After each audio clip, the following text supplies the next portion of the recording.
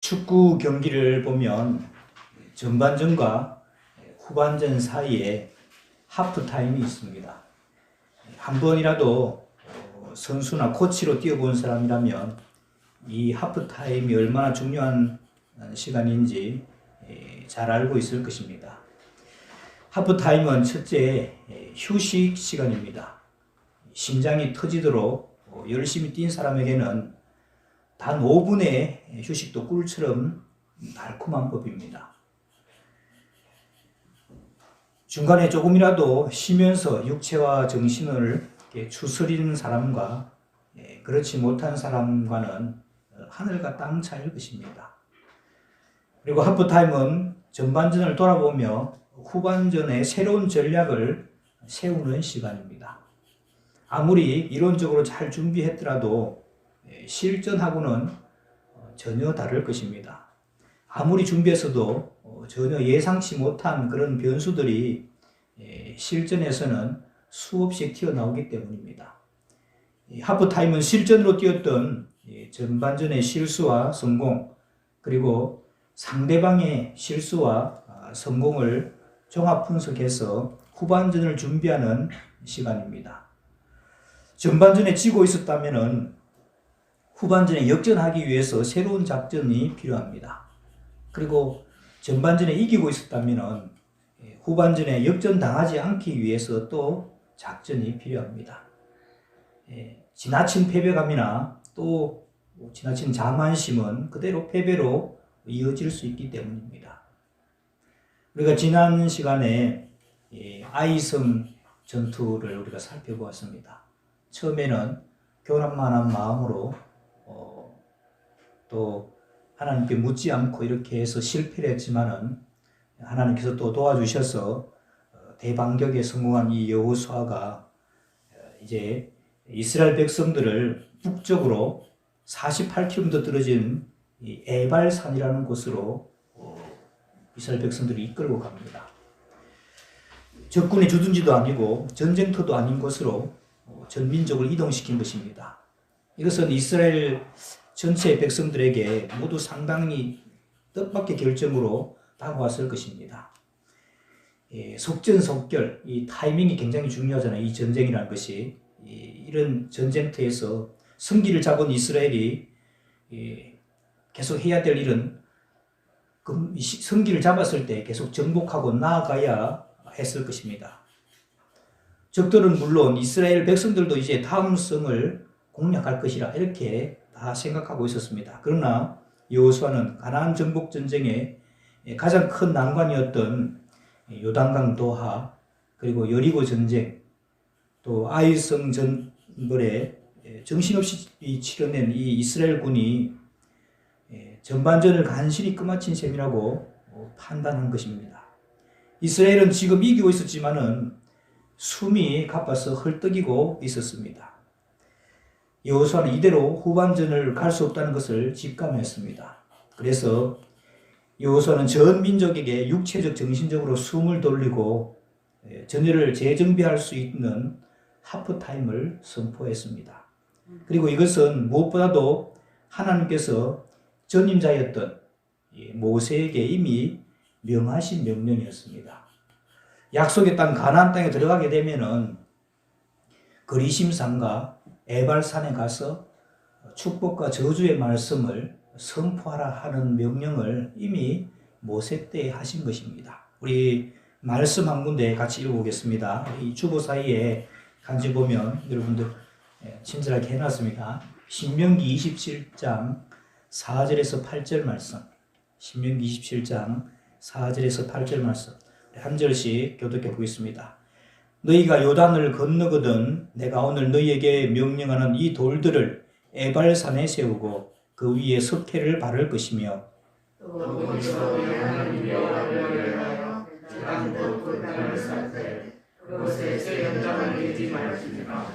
너는 다듬지 않은 돌로 내 하나님 여호와의 제단을 쌓고 그 위에 내 하나님 여호와께 번제를 드릴 것이며 또 한목제를 드리고 번제에서 먹으며 내 하나님 여호와 앞에서 즐거워하라. 너는 이 율법의 모든 말씀을 그 돌들 위에 분명하고 정확하게 기록할지니라. 그리고 신명기 27장 11절에서 13절 말씀도 역시 같이 보겠습니다. 한 절씩 기도합니다. 모세가 그날 백성에게 명령하여 이르되 너희가 요단을 건넌 후에 시몬과 레위와 유다와 이스라엘과 요셉과 베냐민 백성을 족속하기 위하여 울린 산에 서고 르우벤과 아셀과 스불론과 단과 납달리는 저주하기 위하여 에발산에 서고. 그러니까 신명기에서 이미 하나님께서 모세에게 명령하신 내용이었습니다. 그걸 이제 이 여호수아에서는 그 명령대로 실천하는 것이죠. 물론 이제 신명기에서는 모세에게 말씀하신 것이었고, 오늘 이제 이 말씀을 실행하는 것은 지도자가 바뀌어져서 여호수아가 지금 실천하고 있는 것이죠. 그래서 오늘 우리가 읽은 이 8장은 신명기에 말씀하신 내용을 그대로 실천하는 내용인 겁니다. 두 산이 나왔죠. 그리심산과 에발산, 두 산이 나오는데 에발산은 저주의 산으로 지명된 곳이었습니다. 그런데 하나님께서는 왜 하필 이 에발산에 제단을 쌓고 번제와 화목제를 드리라고 명령하셨을까요? 이 에발산에서 드려질 제사는 훗날 갈보리산에서 인간의 죄를 위해서 죽임을 당하실 예수 그리스도 십자가 사건을 예표한다고 할 수가 있을 것입니다. 죄인은 하나님의 저주를 받아서 죽을 수밖에 없습니다. 예수님은 저주를 받아 마땅한 죄인인 우리를 위해서 갈보리산에서 대신 저주를 받고 돌아가셨습니다. 자신의 생명을 우리 인간과 하나님 사이를 화평케 하는 제물로 내어주셨던 것입니다. 그런 것을 생각하는 게 이제 이 사순절 기간이죠. 지금 여호수아와 백성들은 잘 몰랐을 겁니다. 이게 예수님 앞으로 몇천 년 뒤에, 그러니까 여호수아부터 시작하면 적어도 1500년 더 뒤에 있을 예수님에 대해서 알고 하지는 않았었겠죠. 그들은 자기를 위해서 베푸신 놀라운 하나님의 사랑, 그 놀라운 은혜를 자기들은 몰랐지만 기념하고 있었던 것입니다. 여호수아는 율법에 기록된 대로 에발산에 제단을 쌓되 특별히 철 연장으로 다듬지 않은 자연 속으로만 단을 쌓게 했습니다. 하나님께서는 인간의 손으로 다듬어진 것이 아닌 그냥 자연석으로 된 돌로 제단을 쌓기를 원하셨습니다. 당시 가나안 족속들이 자신들의 신에게 제사 드릴 때는 자신들이 만든 단, 다듬은 단으로 아주 정교하게 잘 다듬어서 만든 단으로 제사를 드렸습니다. 그러나 하나님께서는 자연석 제단을 원하셨습니다. 다듬지 않은 자연석은 보잘것없어 보이지만은 있는 그들의 순수한 모습을 가지고 있습니다. 하나님께서는 우리가 그런 순수하고 겸손하며 가난한 마음으로 예배드리기를 원하시는 것이죠. 예배는 인위적으로 만든 화려한 쇼가 아닙니다. 내 모습 그대로 하나님 앞에 겸손히 엎드리는 행위입니다.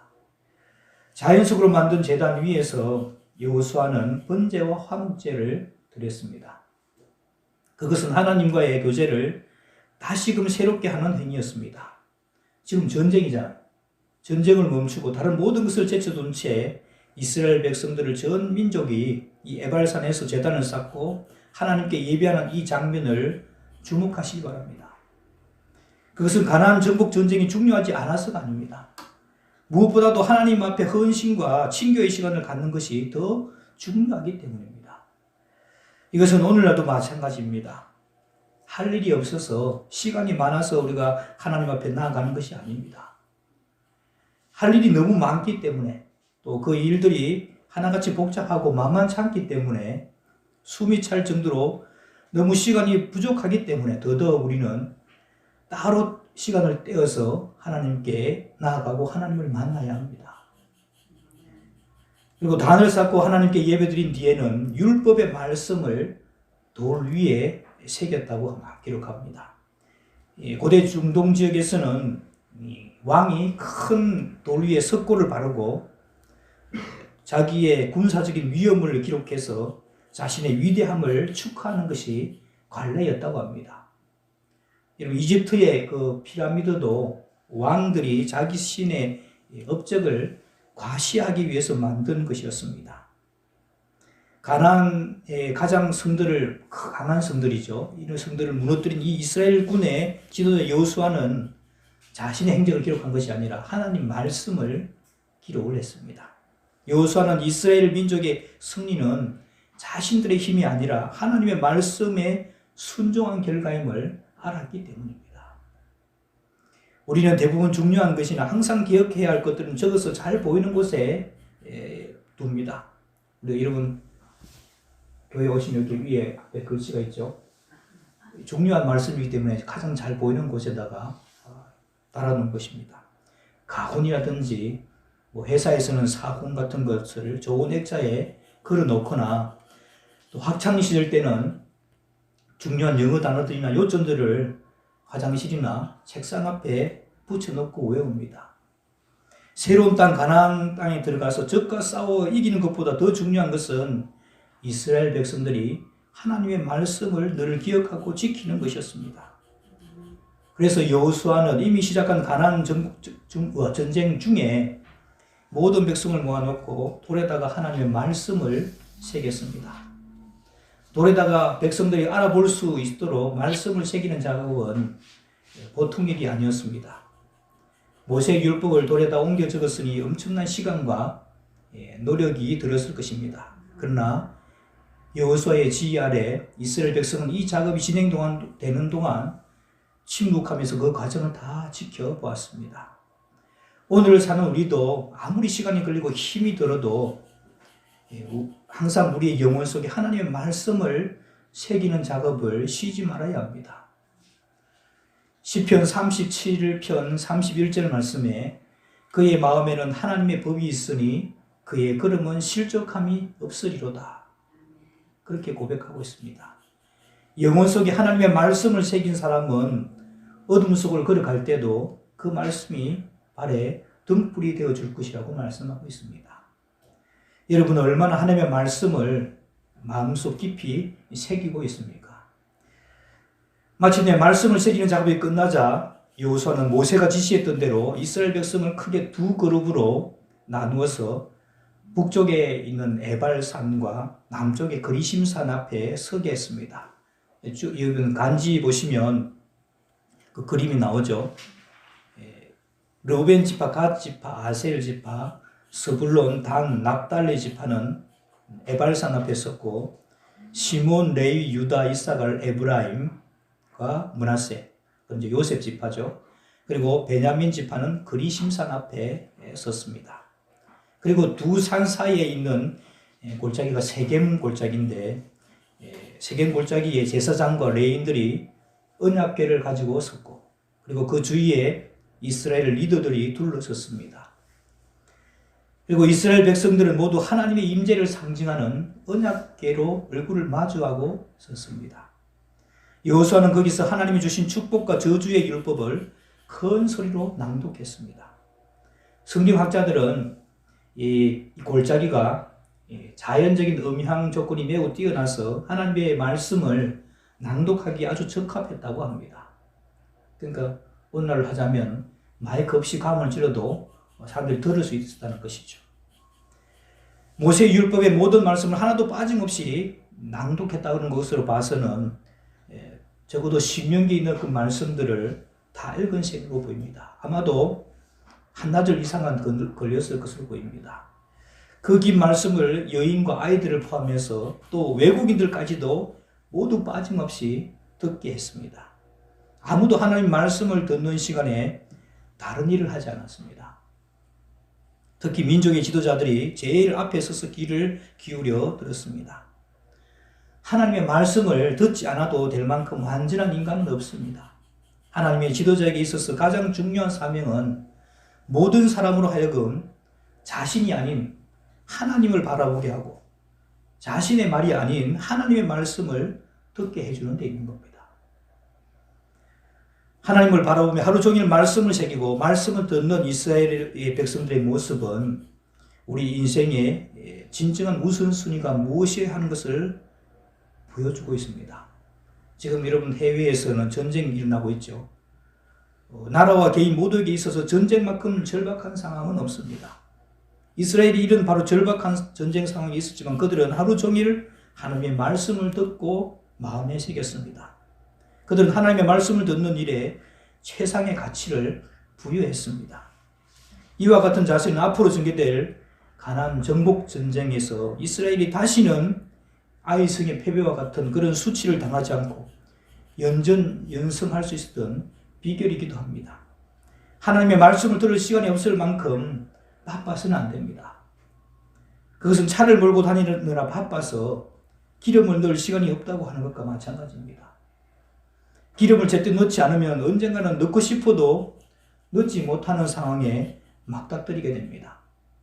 예기치 못한 때에 차가 서버려서 큰 곤란을 겪게 될 것입니다. 하나님 말씀도 제때 듣지 못하면 영혼이 서서히 고갈되기 시작해서 언젠가는 듣고 싶어도 듣지 못하는 상황에 막닥뜨리게 되는 것이죠. 가장 필요한 때, 가장 예기치 못한 때에 우리 인생이 마비되어 버릴 수가 있는 것입니다. 하나님의 말씀은 그 자체로 완전합니다. 아무도 그 말씀을 감히 빼거나 더할 수가 없습니다. 그래서 여호수아는 모든 백성들을 세워놓고 그 긴 말씀을 하나도 빠짐없이 다 읽었습니다. 당시는 정의로 인쇄된 성경이 없었기 때문에 있어도 나라에 한 권 정도 있을까 말까 했죠. 한번 지나가면 다시 들을 수 없는 그런 말씀이 있기 때문에 그 말씀 하나하나를 폐부에 새기면서 들었을 것입니다. 전반전을 돌아보며 후반전에 작전을 지시하는 감독의 말을 듣는 선수들처럼 이스라엘 백성들은 그날 하나님의 말씀 하나하나에 모든 신경을 집중해서 들었습니다. 만만치 않은 전반전을 치렀기 때문에 또 성공하기도 하고 패배하기도 한 그런 경험이 있는 이스라엘 민족이 있기 때문에 인생의 하프타임에 감동이신 하나님의 말씀을 진정으로 집중해서 듣게 되었습니다. 전반전에서 지치고 피곤한 선수들을 하프타임의 신호와 함께 맞아주는 감독처럼 하나님이 우리 인생에 하프타임을 선언하시고 초대하시는 때가 있습니다. 아무리 늦은 시간에 두드리시고 아무리 낮은 모습으로 나타나셔도 그분이 우리 삶의 현장에 오시면 우리는 그 임재만으로 새 힘을 얻고 그분의 말씀으로 양분을 얻습니다. 우리 마음속에 하나님의 말씀이 새겨질 공간, 하나님이 우리의 지친 영혼을 만져주실 수 있는 공간이 바로 하프타임이며 지금 저와 여러분에게 가장 필요로 하는 것입니다.